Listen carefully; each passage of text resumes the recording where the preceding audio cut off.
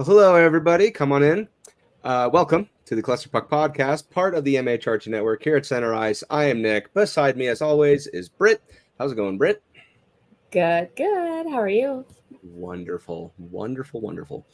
Okay, well, good news. 3 wins that we get to talk about. Yeah. Bad news. There's some players that need to maybe get a little slap on the hand. So before we get into that, don't forget everyone to like and subscribe, follow the MHRT Network so you can get notified when shows like the Cluster Puck Podcast go live. You can do so on the various social media platforms of your choosing, and also YouTube. I need to do a better job of making sure people. Yeah, I think that's because I had somebody ask me how to watch it, and he's a little bit older, so I was kind of cruising through our different ones. That YouTube's probably the most easily accessible. I never watch podcasts, so I have to go through and actually like navigate them myself to see what we have out there. And the YouTube's pretty easy. YouTube is I would definitely agree. So don't forget to check us out on YouTube so you can see her smiling face, my less than beautiful face. Oh, shut up. And everybody wins. You're glowing. It's amazing what 3 I'm wins glowing will do. because of the light. If I turn the stage lights off here, then it's not glowing anymore. It's a winning streak by technical terms. There you go. That's why I have the glowing face. If you want to follow us, you can follow us at the Cluster Puck Podcast on Facebook and at Cluster Puck Avs on Twitter, Instagram, and Threads. Okay, Britt, 3 wins, 3 great results. We're back in the win columns. But there is a lot to dissect amongst those 3 wins. So let's kind of jump right into it. So the first one, let's talk about the game, the overtime win 4-3 against the Anaheim Ducks. First impressions of that game. I don't know. It was a lot of game for what, was supposed to be like, oh my gosh, I can't talk. Supposed to be take care of business, get it done, which I always feel like the Avs struggle to take care of business against easy teams, but Toronto was just beat by the Columbus Blue Jackets last night. So last night, it's nice that we are not the only ones that are sometimes crippled by supposedly gimme games. But I thought it was a really entertaining game. I mean, and coming away with a win, probably the happiest I've been since this season started about this team. Yeah, no kidding. I mean, it was the first of just win a game. That was kind of the objective. We didn't care how you won, just do it. We had a lead and we won a period. We won a period. We had an extended lead, or everything was going right. But the problem was, I don't know. Well, there's 2 ways to put it. You were the better team by a country mile, right? You had so many shots, so much possession time. Up 50 you on him. Most physical, crazy good play. There is something where the Avs always end up putting almost 50 shots on almost every West Coast goalie, and we make them look like superstars. Random. This is that where we saw Ingram, or was Ingram the Blues goalie in that one game? But Martin Jones, random. I think we had a Blackwood game in there where we just have goalies have the time of their lives against us out on the West Coast. I don't get it. Yeah, it's the weirdest thing. And so that was one thing where I'm like, I'm happy. I mean, at that point, I was like, even if you come across with a loss, it would hurt. But boy, did you play so much better. Everyone played so much better. Well, and it was like, no matter, come away with a win, and we just don't even give a shit how it was put together. But the way it was put together, it's all right. It's pretty good. It really was. And you look at who the goal scorers were. Casey Millsap kicked things off, then Ross Colton, and then those 2. Okay, can I pose my question? Because they were kind of the highlight. So just a question that I've been stewing on, and I wanted to ask you. We essentially anticipated bringing Ross Colton in as the 2C replacement, and he stumbled a little bit, and he's been good, not outperforming his contract by any stretch of the imagination since he got here. And then we brought Casey Middlestead in, which I think it was kind of like a fight for this job, dudes. Well, in the absence of Lehkonen and Drouin, Ross Colton has been moved to the wing, and Casey Middlestead is playing that 2C. The lines have been blended up a lot, but Ross Colton has put in some serious minutes with those guys, and both of them have had possibly even though we are losing games, the two of them are having some of the best games of their lives. Does the success of one or both of them ultimately make the other disposable, or what do you think about that? I mean, kind of wonder if it turns them into an asset or too crowded. I don't know if I would say crowded. I mean, it's a good problem to have, first of all, if they're going to turn into these top-notch goal scorers, which means that roaring 20s line, when it's put back together after all these injuries and stuff, is going to produce. It means that, suppose, because that's what I'm worried about when he gets off the wing. So. I think weird. So. The only thing that I could potentially see is a coming back down to earth moment. Would be the new guys when they come in, because obviously not every line plays at the same time every single shift. Right? There is mixes and stuff like that. So I think it's going to just be that chemistry when Nichushkin, Duran, Lehkonen, all those guys come back. Nichushkin is in Denver, skating alone, entirely alone. Sakic said they got clarification and he may utilize team facilities with absolutely zero interaction. So there you go. I'm sure there's some interaction. They're just not talking about it, but I hope he's doing some. Have you ever skated on an ice rink by yourself? Especially it's an ice rink with low ceilings that they practice in, and it gets foggy and the windows are fogged. So that sounds pretty He's fun, got a lot of it's a very lonely experience. So I genuinely would think that he's got to do a lot of thinking. Like skating by yourself is kind of weird, and hopefully he's reflecting. I know, because I think this is going to take. Yeah, but yeah, sorry. So yeah, with Nichushkin coming back. To answer your question, when he comes back, I think Ross Colton now is of the play ability that it won't matter who's on the ice, as long as they are able to make a good enough pass, or he is able to make a good enough pass to them, point production can happen, right? So I'm pretty optimistic about it. I like the way he's been playing. I like the way Middlestad's been playing. Obviously, these were two of the energy that Ross Colton brings is invaluable. He is such a lightning bolt of joy, and just after he scores, you see him point to Rantanen for that sweet pass on one of them. And he is clearly such a mood booster for absolutely everyone and everything around him. If you had to pick one of them, if we had to part with one of them, say Ross Colton goes back to center and kind of stumbles at third line center, who are you going to pick? As far as who goes up, or who gets traded, who becomes an asset if you had to? Wow. Well, I think Middlestead is simply reaching where he's supposed to be. That's kind of where I would be too. I'd agree, because Middlestead is now playing like the 2C that we've always wanted ever since Nazem Kadri left, right? Right. However, I still see there's just so much more benefit of having a solidified 3C as well, just for that depth, right? I understand, because it's going to be, what's that trade-off going to look like? Or in this case, if one had to be an asset, one an asset, one a liability, or however you want to classify it.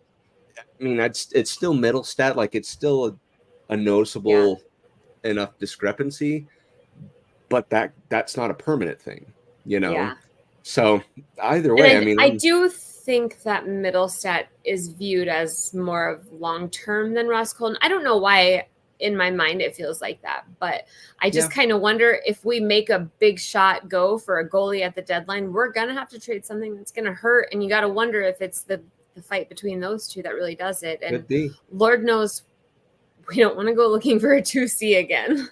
And I don't know that Colton could drive a second line like he can perform on either the first line or driving the second line. So I don't know. It's been on my mind a lot. It would be interesting to just kind of slot him in that 2C and just for a few games and just kind of see how it goes.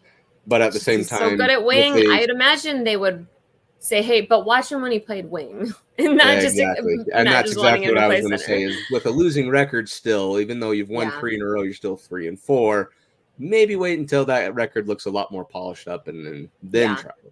And But just either I think way, he's such a good human, and this game is like kind of ended so perfectly that in the end, I keep saying when it comes down to it, and you can't buy luck, who comes out? It's got to be the big guys, and Nathan McKinnon single-handedly just 1v3 like a bull right through the middle of the rink and put it home. And it I was so can't beautiful. imagine anyone in this world needed to score a goal like that more than Nathan McKinnon at that And I time. agree. And it comes at the most opportune moment because, like I said, you dominated in literally every facet of this game, but the Yeah. score remained tied because of just either some lapses on the defense, just little hiccups, or Georgiev out of position, just little things like that. But it was just like I said, I didn't care how you win, just win, and they did that, right? And so that was the kind of the cherry on top, was that overtime Yeah. winner, because it just made the feelings that much more impactful, especially in an Yeah. overtime type of setting where you've done everything right pretty much, and you still have to go out and finish the job, which they Yeah. did. So super amazing. And it was the first step in finally feeling like a smidge of cohesion was had. Yeah. I mean, it certainly wasn't 2022, Avs, but it felt like a team that was actually a team. Yeah, they did. So Avs get in the win column. Then they start this road trip. So the first, and then obviously 2 wins so far. A win against San Jose, 4-1, and then a win against Seattle, 3-2. So let's talk about the San Jose game. This one was, I mean, they were both very similar. The Avs both started off really sluggish, just kind of stuck, It's like, come on, let's kind of kick some gears up, And that was in both games well, I guess for different reasons. I feel like the Avalanche kind of had that mentality in this, at least in the San Jose game, that they played down to that level for the first little bit. Wouldn't you think? Yeah.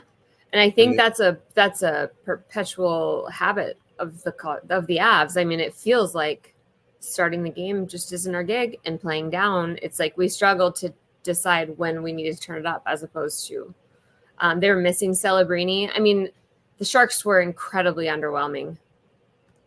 Yeah, they were, and right now, I mean, Sharks still winless. It breaks my heart to say that, but at the same time, like, this is one of those. This was your supposed to be Columbus Blue Jackets game where it's like you were supposed to win in this type of fashion, anyways.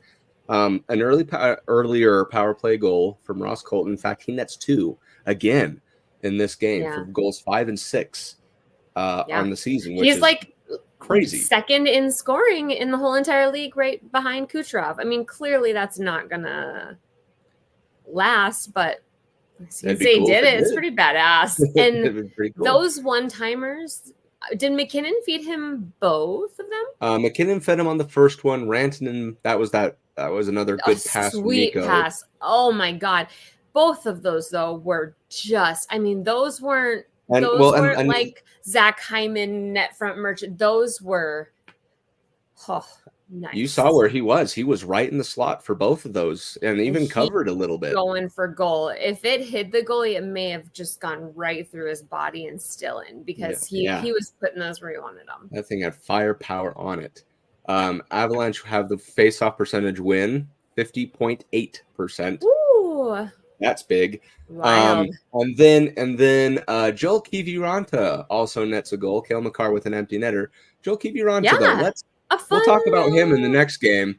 But great to see him get on the scoreboard. He's been playing rather well. Yeah. Obviously, over the last few games.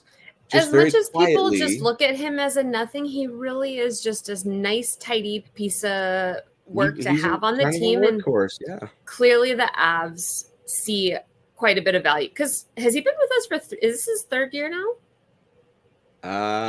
Yeah, I think so. I mean, he's just kind of our Jack Johnson forward light. I mean, I just think we're just going to keep him for a long time. And I would imagine, apparently, did you see that interview?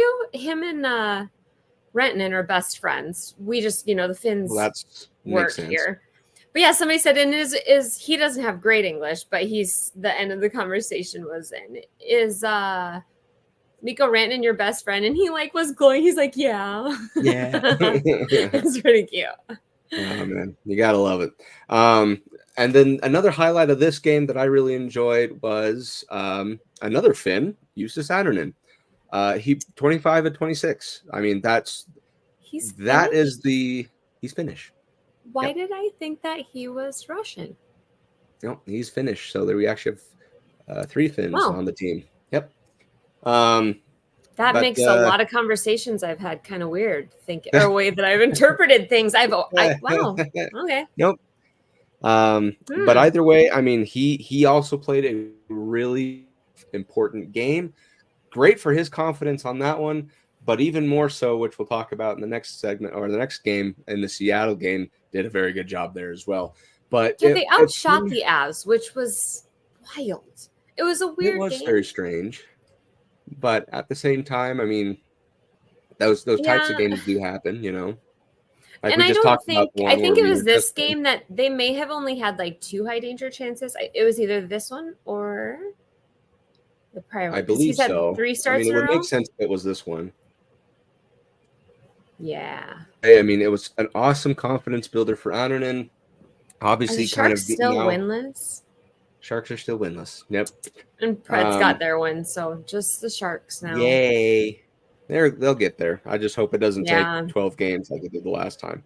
But either way, it was a game you're supposed to win. You did. That one was a nice confident win. Definitely the team felt like it was melding a lot more. And I'm sure everybody was just kind of letting their guard down a little bit after finally getting a win. Who would have thought that a game like a win against the Ducks everything would be on the line against the Ducks for our mental health? Yeah. But it was a trap game too. So it was nice to just get that done because that's a game that a lot of the time we've lost. And it's nice that if you now take this segment that we have, the 4 wins and 3 losses, and place it anywhere throughout the season, at no point is it alarm bells ringing and panic buttons being pressed. It was just the beginning of the year. So at this point I feel I just calm it down and feeling pretty good. Yep, I agree.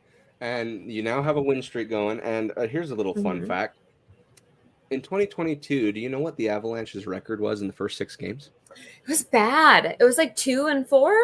2-4, and that was exactly what the Avalanche were at. So I'm like, hey, see, it's not so bad. Yeah, and that's what Bednar and the team themselves, for their mental sectioning, they break down the season into 10-game segments, and I mean they can get out of this 10-game segment 500 now, and I think you got to feel a lot better than you did 5 days ago.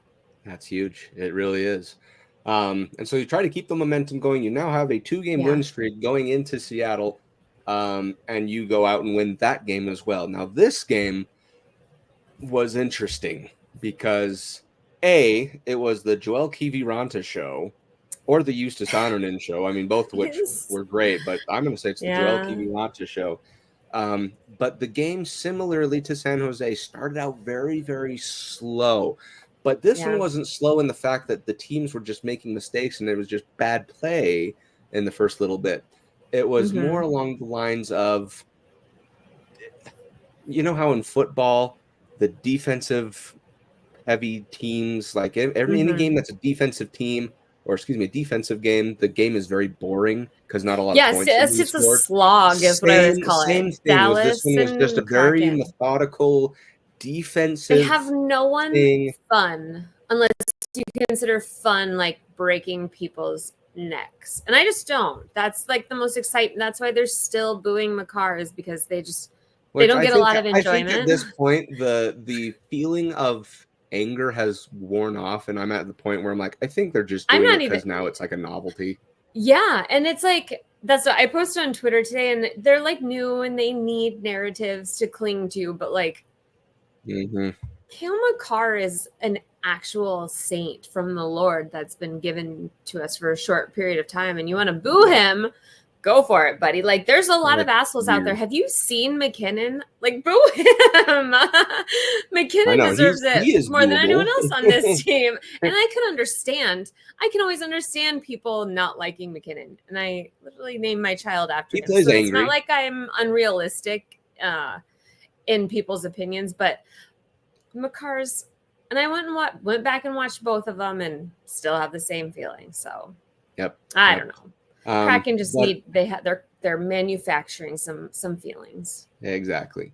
But the game after things kind of cracked open, then that's when everything kind of started to come out for the Avalanche against Grubauer. Obviously, that's another thing that I'm like, that's a novelty to me that is now kind of worn off. It's like 4 years removed now. Let's kind of kick it in the back. Yeah, I didn't even feel any like, oh, we got to beat, because it used to be that, like, we need to prove to this guy why we didn't pay him. And now, like, all right, he's just, you're just kind of like, that's just who you are. And I maybe even feel a little guilty. Exactly. Yeah. But Joel Kiviranta now has 3 goals. So he had goals 2 and 3 in this game. He almost had a very, hat trick. Very good look for a hat trick, and it so wasn't meant weird. to be. And it's just like misaimed it. This guy bundles up all of his like get a goal points, and then he just comes in with a giant shoebox on any random game and exchanges them all. Cracks open. Yep. Yeah, because it feels like he's either doing everything or he's just riding along and doing nothing. Just kind of chilling, not necessarily making mistakes. But I mean, if it's this Joel Kiviranta this early, 3 goals already. Yeah. This is when it's like, hey, keep that going, like which he's not going to. He's not a consistent loud player, but you got to appreciate, and you never know, maybe he'll pull when he played for Dallas and beat us single-handedly. So we save it in our back pocket. There you go. And then Nathan McKinnon, power play goal, and what should have been an empty netter goal that was called offside. I personally disagree. But whatever. Whatever. And then Riker Evans with like 0.2 seconds or 4 seconds or whatever, like super dead time. I don't acknowledge that goal in my country. To make it 3-2. So really it was 3-1, but that was weird. Anyways, but this one again, Justus Annunen plays fantastic. So now this begs the next question of, are you going to continue to ride Justus Annunen? Do you revert back to Georgiev because he was just starting to get better? What would you say? Let's put the head coach cap on for you. Put Jared Bednar's wig on your head. And what would you do for the goalie situation in these next games? The way that I feel about Avs fans' reactions to Annunen right now are that Avs fans have this like cringy look of the person who says I love you like on the first date, falls in love on the first date, and then slowly falls out of love and realizes that they were really mistaken. I'm not enchanted with Annunen. And I've always been a Georgie stan, but I have finally hit my breaking point to where they need to find a way to make them duke it out and manufacture that competitive positive that you'll gain. Keep playing him. We still have yet to see him really have to do it where it really matters. He did do well. Was it the last few minutes of the Seattle game that he made some good stops before the one, but he did have a lot of, or I can't remember which game it was, but I'm just a hard sell on him. And I don't know if it's his lack of emotion and his seeming calmness. And I just don't like the way that he plays the puck sometimes, but he seems to have cleaned up that rebound control a little bit. I still have faith in Georgie too. He's something in his head. He's got to get his head right. And if he does, it's really disappointing to me the way that Avalanche fans have already completely erased in their heads the fact that takeaway game 1 of the playoffs last year, Georgiev was far and away our best, most important, most insanely out of their mind player. We just dropped it. And I feel like we're stuck in this cycle with Annunen and Georgie where when Onanen comes in, it always ends up being this same thing where he's getting late games. He always ends up with like a different defensive roster. It's when the team is coming back together. So he has a better team in front of him, better defense in front of him. They all play better in front of him. So everything comes together to make it easier on him. And he has decent performances. And he's not in the mental state where he's been getting mother effed by his fans and team for 2 weeks. So it feels cyclical that we like put him on a pedestal and then all the conditions are so much more proper for him. And it's like Georgie has to go through such harder battles and dragged, mentally and physically. I feel like we could find a really beautiful balance where Georgie's still 2/3, Onanen still 1/3, Onanen still taking important, meaningful games. Yeah. And ultimately, I do think that Georgie will always come out on top when shit goes down. Georgie plays when he's in the right mental state, the way he played in those playoffs. I truly think he could take one of those Binnington runs. And I guess, Capo Kakinen's there. I don't think they can send him down. Yeah. So I don't know if they anticipate. I don't like this talk of sending Georgie down. No, I don't think that'll happen. We had a success with Samsonov because his mom and dad came and told him to just try his hardest. But Jack Campbell, currently in the players assistance program, the goalie's mind, it's a fickle thing. So I don't see Georgiev as someone who would thrive by being sent down. And it's like $1.2 million, I think we would gain burying him in the AHL, but I think he'd be a terrible AHL goalie for the Eagles too. So I don't know. I still have a lot of faith, and I will always have the feelings of the goalies.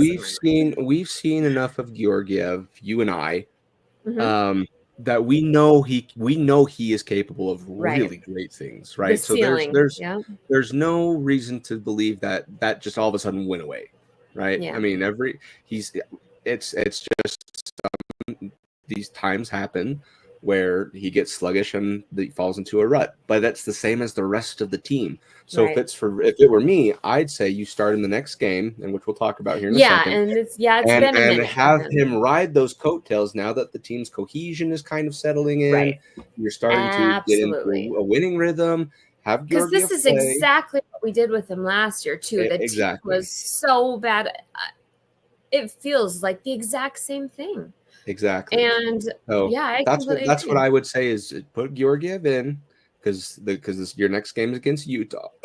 Excuse me, Utah, and they're a pretty well put together team right now. I think they're our hardest opponent yet, even more so than Boston. Yeah, because Boston didn't really look all that scary. Vegas, I would probably say would be the only one that was above them. I forgot about Vegas. But either way, however.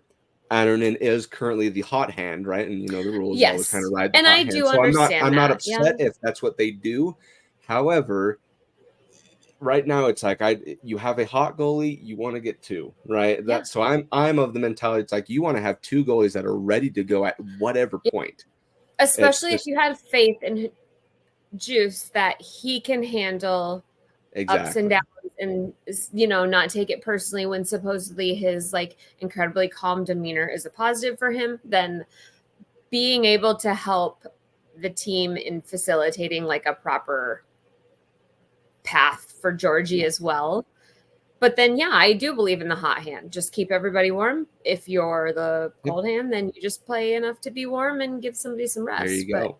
Steal the job. And again, sometimes you need to be the goalie that bails out the team. Other times there needs to be a team in front of you to bail out the goalie, right? So again, I'm not worried about Georgiev. Obviously, I think he'll come into his own, but I'd like to get that done sooner rather than later. So we need to kind of play him a little bit more now that the offense is starting to throw things together. The defense is now starting to actually show that they're a defense again. And Devon Toews definitely makes a huge difference with that. Very strange. I could have swore they threw Devon Toews on IR 4 days ago, and then 20 minutes later. It must have been retroactive So that guy that we hired, did I mention that the GM that we hired, GM's assistant, he used to work up in the analytics way up there. So it kind of sucks for us because he's going to do probably a lot of things that are so far beyond our brain power and understandings of like the inner workings. Because we also I don't know, there's been a couple like transactions that are probably going to seem insane to us until we mentally catch on to him. You know what I mean? Find his quirks. But it sounds like he's going to be really good at saving them money because stuff like that is how you get a smidge of, accrued cap space, I guess. But it sounds like one who won't be coming off IR for a while is Juan. I don't know what you've heard. It sounds like it's probably going to be longer than they anticipated, not traveling with the team. Yeah. Gosh darn it.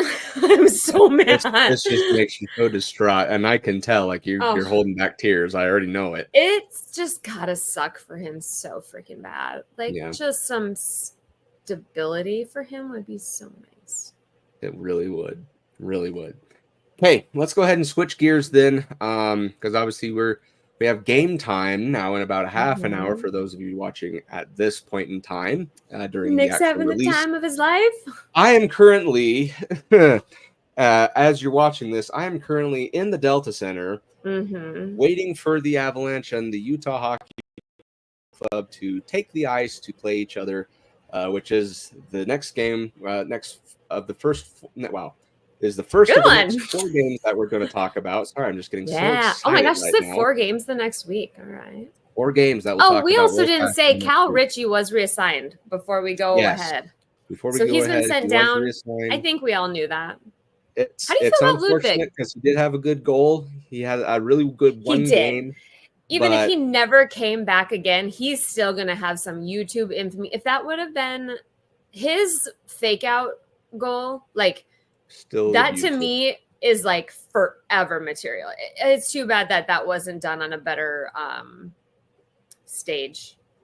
But then also I wanted to ask you specifically, Ludwig, let's touch on those few guys that are going away and possibly coming back. Sorry.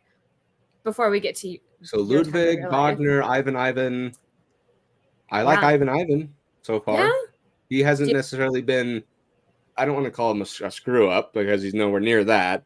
No, but he's played solid, but it's like I want to see him take more advantage of the ice time he's given. Maybe score a goal or two. Which hopefully, as guys return, it doesn't just mean them getting played less. Hopefully, they can still get some minutes and play with a little bit less banged up with better people around them, with the lines more where they belong. I would say out of all the new guys, Sam Malinsky is currently the best of the 4. Yes, Sam Malinsky. Oh, I can't remember what it was. He is leading the league in some statistic that really surprised me. Winning fans' hearts. Stop. Oh my God. Expected goals against. I can't think of what it is. I believe it was like for the least amount of expected goals against for a defenseman, like for a defenseman on the ice. So basically people are not getting expected goals while he's on the ice. And now he's been one of Bednar's guys and he is just such a breath of fresh air. Don't really worry about him that much. Yeah. Yeah. And it's super awesome now because he's gained that, at least for me as well, that trustworthiness that you're not really worried about him making a mistake. The guy's got about the most powerful slap shot you're ever going to see in your life. Oh my gosh, that thing goes a million miles an hour. But again, he's just now in this stride where he settles in nicely on that third pairing. Calvin DeHaan's a great mentor. And except for when he's chasing down a ref, bitching him out. That comes with the experience, though, I'm sure, the years. But they've started to kind of show that they're a nice little third line pairing. So I'm pretty happy about it. Obviously, points, that's not expected. Just solid defense, which they've been doing. They're very aggressive. Calvin DeHaan has shown that he's still very much capable of being in the NHL. Yeah. So I've been pretty pleased. Is Shillington? You suppose that's all but concluded, at least for. I mean, I don't think that they anticipated what they're getting out of Ludwig. I mean, I don't think they anticipated getting someone who might just like hang around. It was probably anticipated to be an up and downer, which is a good problem, you know.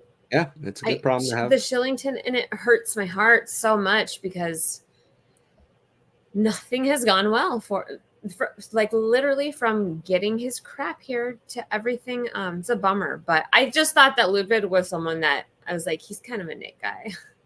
Yeah, I don't know. I like him. It's crazy. He's stuck around, and again, if it's working, it's working. Yeah. I'm not gonna be mad with like how he's a familiar face for Crosby. Just another one when he gets here to. That's exactly right. That's 100% what's gonna happen, Brit. Do you watch Locked On? Unlocked On Chris Maselli. I haven't even told him my obsession. I've tried to keep it on the DL on tweets so that I can pretend like a genius when it does happen. But Chris Maselli at the end is signing off that we're one day closer till the day that Sidney Crosby is in Colorado Avalanche. That's right. He knows how badly I need to hear that from someone. He just signed. Whatever. That's where Ross Colton. Yeah. That's right. That's the guy we go after. We'll see. All right. All righty. Is that all of them? I don't think anyone else got sent down, did they? That had to. I don't think so. Go away. At least as far as noteworthiness, I think Chris Wagner came back up, but that's kind of happened a couple times. So yeah, he's the dude. He's the guy that you call up. Okay, so moving on now. You have 4 games to look ahead for this week. Like we were saying before, as you guys are watching this, I am in my seat in the Delta Center right now, watching the Utah Hockey Club and the Colorado Avalanche go at it. Obviously, I'm rocking Avalanche gear. I already have my sweater picked out. It's sitting nice and neat. Guys, brass knuckles. I got everything, man. And like I said, there's a lot of Avalanche fans that are going to be there. That are there. Future tense. Yeah.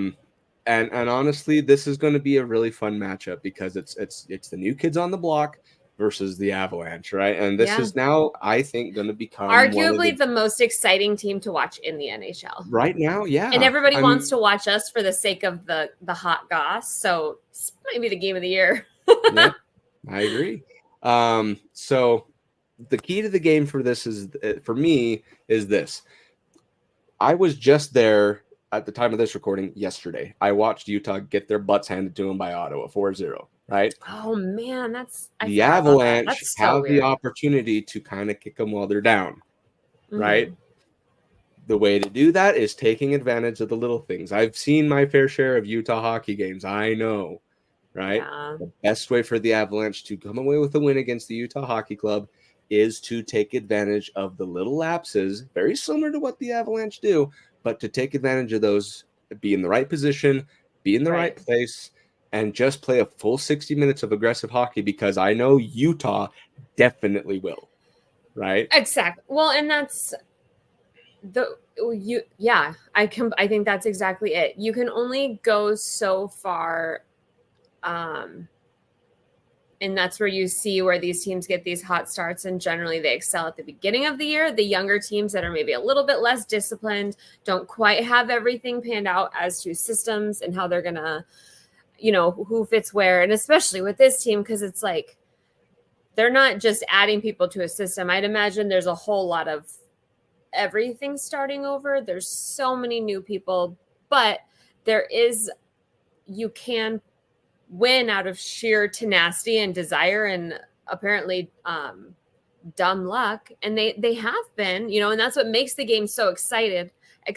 And then there's a threshold though, to where that stuff kind of wears out and truly disciplined, tenured, more veteran teams takes over and, gets the win. And short of a hot goaltender, you can't really overcome that as a new fun, like a younger team that's just living off prayers. So exactly, we got to not be sloppy. Exactly. You got to make sure it's cleaned up, because Utah likes to take advantage of these types of mistakes. I don't know if I read that they lead the league in odd man rushes. Now, granted, they do the last 2 passes and one of them goes astray and it breaks the rush. Yeah. But they can odd man rush really quickly. Chaos. Things can turn really quickly with this Utah team. Another thing, though, to keep in mind, Utah is a heavy penalized team. Goodness. They basically commit friggin' just robbery every single time and get caught red-handed. Like, it's outrageous. But so that's another thing. Power play needs to be on point, which right now it is. So that's good. So take advantage of your man advantage when you can, and you should be in for a great time, barring Ingram plays another game one. Oh like my God. Nashville, right? Is that that I'm pretty sure that's who I said I wanted Ingram at the beginning. I said Ingram, Dostal. And now both those dudes and are now you're earning gonna themselves get Ingram, 8-year but he's wearing a contracts. different sweater. Ingram is, since that game, that St. Louis game when he played there, I just thought that's not an accident. That man is insane. And if you get the right person to drive that insane bus of a man, like, oh. And the same with Dostal. And I bet Dostal just made it so that we'll probably end up getting Jones. Finally, stop that talk. So those are going to be my keys to the game for the Utah matchup. Excuse me, is take advantage of the penalties when they are committed. Yeah. Because, like I said, and don't retaliate. Don't retaliate for sure. And then you also have to match their energy, because they, despite them, like I said, I was at the game yesterday at the time of this recording. Despite the score 4-0, they did not give up even until the last whistle, right? And then they knew the loss was happening, like everybody else did, but they didn't give up. They didn't care. Yeah. Right. So you need to give it full 60 minutes, just like and they it's will. Going to be happening there. Did you listen to the Chicklets interview with Ryan Smith yesterday? It was very good. I didn't listen to that one. Man, he's so likable, and I have just such a good trust in my my gut on people, and I think they're just really, really good people, and he is so genuinely excited. Hearing such like love and excitement coming from an owner about like the game of hockey itself and his team, and just the way he talks about them is so refreshing. Just not these old douchebags who are, it's just a business. They don't care less about the hockey. He's a fan first. He was such a dork. He brought Gary Bettman down to sit on the glass and didn't realize that that's not a thing. Did you see there was a behind the scenes? So the Utah Jazz's Lauri Markkanen finish, right? Super tall guy. I just watched the Jazz game. He got 31 points, 30 points. Big hockey guy, right? Yeah. Cool. So he went out there for a skate. Ryan Smith, who played hockey in his youth, he went out there for a skate. Lauri Markkanen goes to Gary Bettman and says, like, hey, I'm going to check Ryan Smith against the boards. And they're fighting around like little kids, right? And I'm like, oh my gosh, it's a great ownership. It really is. So cute. He is just, and I believe it. It's heartfelt. And even if he's just saying the right things, because ultimately it's more money, he's a high school dropout. It's just like, you don't hear that. He's just so different than every other old, angry white man billionaire. Yeah. I do believe him, and it feels good to want good things for him. So exactly. Wish they were somewhere else out of our division. Despite losses to Ottawa 4-0. Yeah. Which, speaking of Ottawa, let's kind of talk about that. That's the next game that you have. So you're finishing your road trip against Utah. Then you have 3 home games: Ottawa, Chicago, Tampa Bay. So the Ottawa game, I just watched this happen.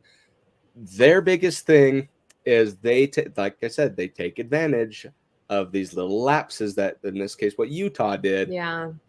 Colorado, we cannot do that against this Ottawa team, because I watched Brady Tkachuk, I watched Claude Giroux, I watched Batherson. I watched them all take advantage of these little lapses. Claude Giroux still exists? And that's sheer wheel and toughness.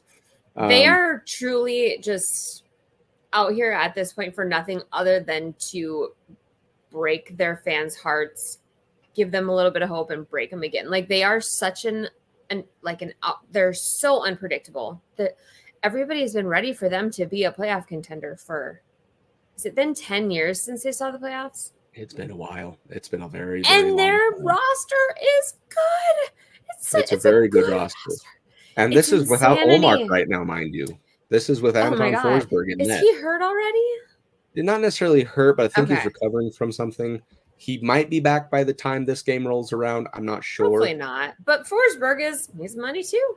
Forsberg was I trust Forsberg. Forsberg pitched a shutout that, like, you know, 200 feet from my face. So that's my thing, is going to be the key to this game is we need to button up goaltending in this game. It doesn't have to be perfect or flawless. It just needs to be good enough so that those grubby, grimy goals in front of the net, you know, rebounds, the juicy deflections, whatever you want to call it, you need to button those up, because there's always a senator somewhere on the ice that is ready to clean those up. So which will definitely come with Tays, and things should be falling in line now so much more. Yes. And Makar, he already looks, since he took responsibility for that game, I feel like he's already he's like I think we're due for another hat trick after Mikko's. I think Makar is ready for his, or Ross Colton. Be fine. What's wild is we're losing and the painful losses, but we still have like McKinnon, Rantanen, Makar. Like we have an insane amount of goal scoring going on. We're at the top of like a lot of the league leaders for stuff. It's just wild. Ross Colton. It's the weirdest thing. That's the weirdest thing. But in this particular game, depth is going to be a play as well. So that's another key to the game against Ottawa. Again, that's Sunday, October 27th. We need some points out of our depth. LOC is depth, because right now depth has been producing. Ross Colton. The penalty K is not great. So far. Yeah. Penalty kill. That's going to be another thing, because I watched Ottawa just slaughter Utah on 4-on-4 play. Like they took advantage of it. So Avalanche need to be prepared. Fortunately, if our power play continues as it is, we should score 1,000, right? If the way Utah is and the way we are. I hope so. It'll be fun. So that's my keys to the game for Ottawa. Should be a fun matchup. Hopefully it's not one, because it seems like with Ottawa, it's always a barn burner game where it's like a 6-7 game. It's like Brady Tkachuk trying to single-handedly will this team to want to stay alive. I mean, it would make sense. He's got to get out of there. I don't know. I feel like he likes it there. He seems to like the team. There's a lot of good chemistry there. How could you watch your brother win the cup? It just motivates you. But it's not on this team. It's not going to happen. You never know. Kachucks are a very stubborn breed, you remember. See, and I just think he's stubborn in that he's like, you know what? I tried it. I did it. I got to go. I need to get out of here. Maybe. It's cold. I want to go in Florida with my brother. Could you imagine him going to Tampa? Dude, to Florida or to Tampa? Tampa. You can't have them on the same team. That would be gross. Exactly. Anyways, that's what I'm saying. I digress. So anyway, Ottawa, again, it's a winnable game. Definitely winnable game as long as you put in the effort, your goaltending's buttoned up, and your depth shows up. You should be just fine. Yeah. Okay, next is against Chicago, the Blackhawks. This is, again, another it's a should-be win game. Bedard playing, he's going to be fine. Who's their obviously goalie right now? Right now, it's Mrazek. And Mrazek has I always games, mix those two awful names. Mrazek has these games where all of a sudden he just plays like Game 7 Ottinger. Like, it's outrageous. Yep. Mrazek's got our number for sure. But my key to the game is, well, break Connor Bedard's jaw. No, I wouldn't say that. How do I even put it? Break the team. Chicago has a very tough time coming back from deficits, right? So I would say, Bill, you need to go out and score early and often in this particular game, right?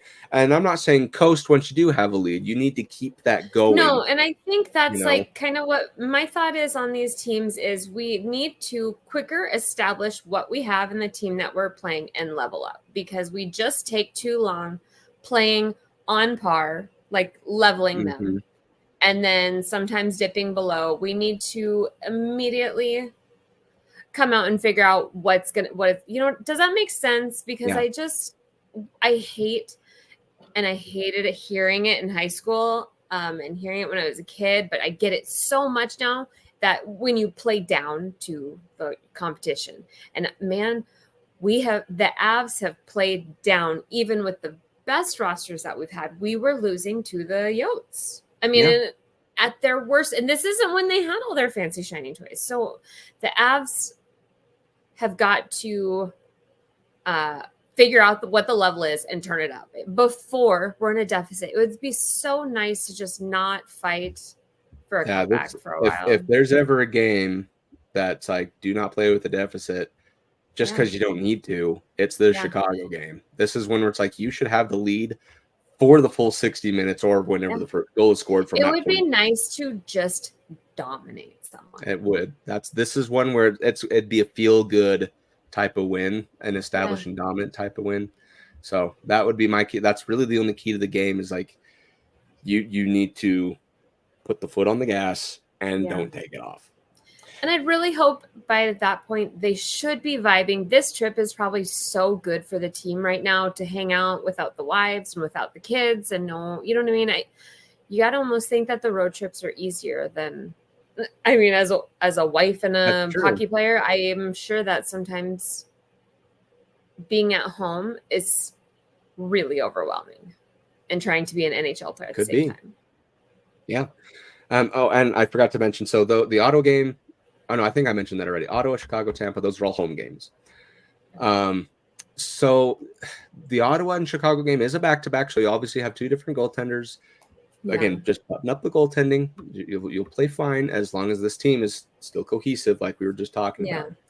Okay, and that Chicago game is Monday, October 28th. So Ottawa the 27th, Chicago the 28th, and then you have Wednesday against Tampa at 7 p.m. Mountain Time. So Tampa, Vasilevsky is apparently dead to everyone now. They're not the team that they once were all those seasons ago. Yeah, they're kind of a shell of themselves. I think they'll put it together at some point this season. The decline isn't inevitable. I mean, they're going to eventually not be the top cup contender year after year.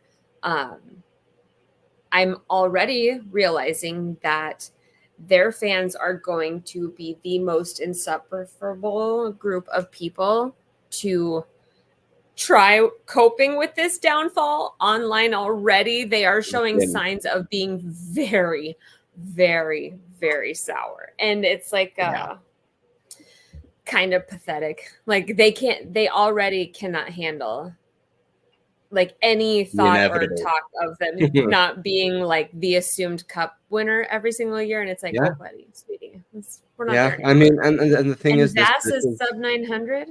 Yeah. And so, like, and that's the thing is this is just kind of the way sports work. Yeah. You'll have an up. Right. It's a cap. And you'll have a down. Right. Yeah. Especially in a hard cap sport. And you look at the year that they just had, it was a really rocky parting of ways with their own captain who went to Nashville. Sergachev went to Utah. I mean, I think that one hurts. I think it hurts a lot. And that's what it was so wild because somebody was talking. Oh, man. Forget that point. I can't remember what it was exactly. So I'm not going to. So my key to the game for this Tampa game is I want you to treat it like it was game 2 of the Stanley Cup Finals. There should be feelings still. There should always be something. I mean, it still wasn't too long ago. But I still want you to treat it like it was, reminisce back on when you beat them 7-0 game, right? Mm-hmm. Pull that spirit back, bring that back into your soul.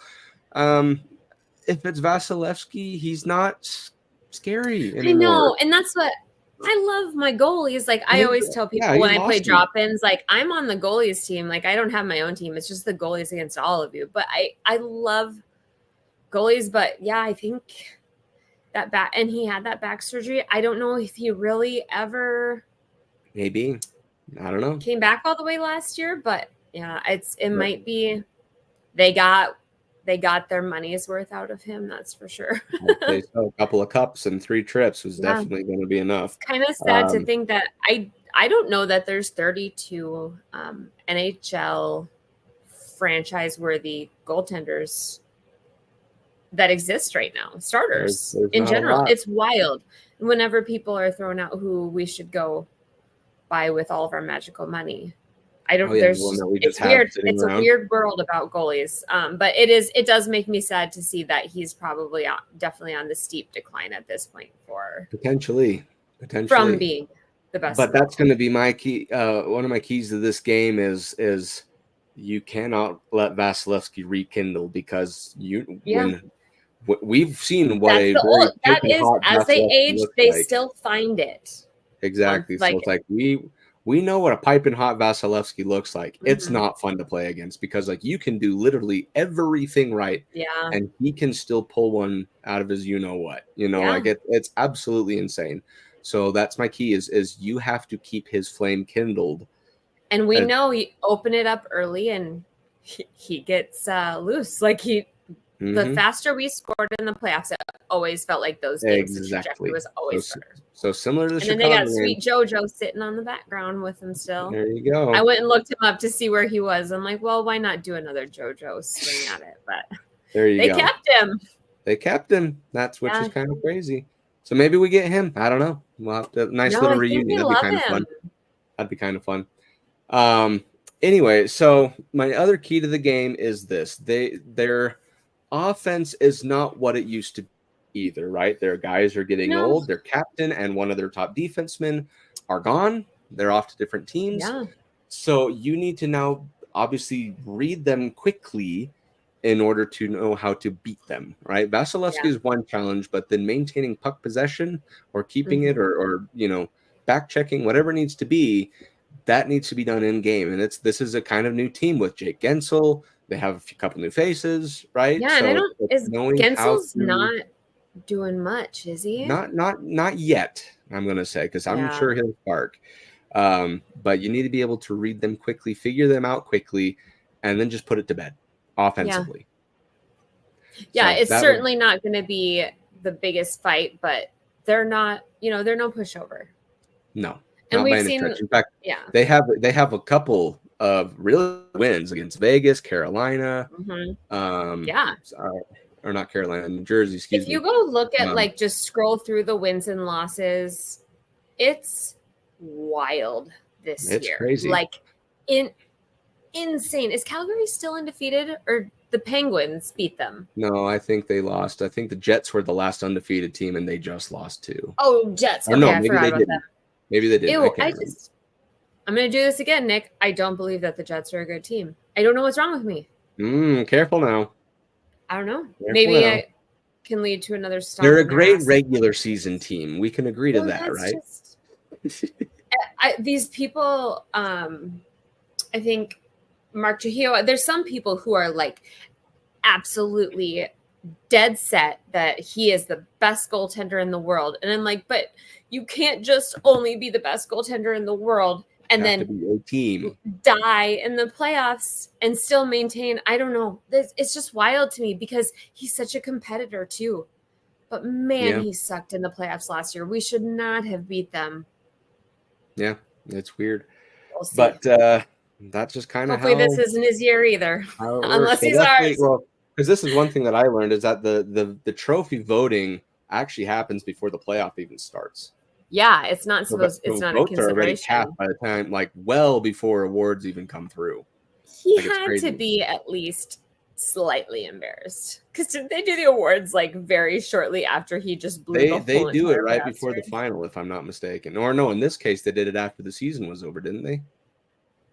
Yeah, it was a weird one. I think they did. Either way, though, him and McDavid. Either way, they cast the ballots the day after the last day of the season. So, a little embarrassing for sure. But we'll talk about it next week. It's ridiculous that GMs vote for that. Let me just say that out there. It's dumb. It is a little strange. GMs were pretty dumb. All right. So with that being said, that takes care of our weekly look ahead. And I think that'll drive us all the way to the end of this episode, Britt, unless you have some nerve-shattering news that you have to share with us. No, I don't think so. There was one little thing. I don't remember what it was, but we've been... Oh, yeah, I remember what it was.